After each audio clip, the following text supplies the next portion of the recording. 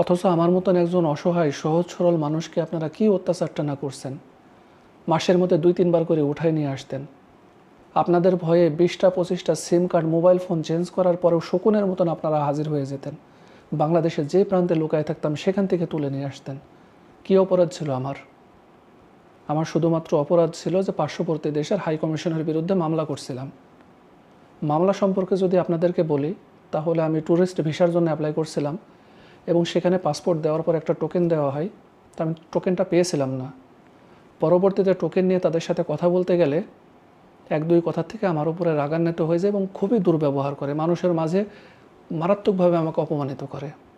তখন আমি এটা সহ্য করতে পারি না। আমার কাছে মনে হয়েছিল যে আমার দেশে বসে আমার দেশের জনগণের সাথে আপনি এমন করবেন, আর এটা আমরা সহ্য করবো, এটা কখনোই না। সেখান থেকে বের হয়ে আমি থানাতে গেছিলাম। থানাতে গিয়ে যখন আমি ব্যাপারটা বললাম, মামলা করতে চাইলাম, তখন তারা শুনলো যে পার্শ্ববর্তী দেশের হাই কমিশন, তখন তারা মামলাটা আর অ্যাকসেপ্ট করেনি, মামলাটা নিতে চায়নি। সেখান থেকে এক প্রকার হতাশ হয়ে যখন বাসায় ফিরলাম, বাসায় ফিরে জাতীয় ভোক্তা অধিকারে মামলা করলাম অনলাইনে মামলাটা করার পরে মামলাটা অ্যাকসেপ্ট করে এবং শুনানির দিন ফিক্সড হয়।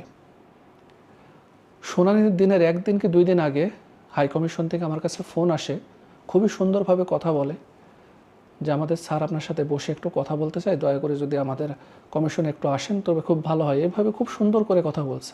তো আমি গেলাম। আমি তো জীবনে কখনো কারো নামে মামলা করি নাই, মামলা সম্পর্কে তেমন কোনো আইডিয়া নাই, সেখানে যেতে হবে কি না, তারা ডাকছে, যাওয়াটা উচিত হবে কি না, সে সম্পর্কেও কোনো ধারণা ছিল না। তো সেখানে গেলাম। সেখানে যাওয়ার পরে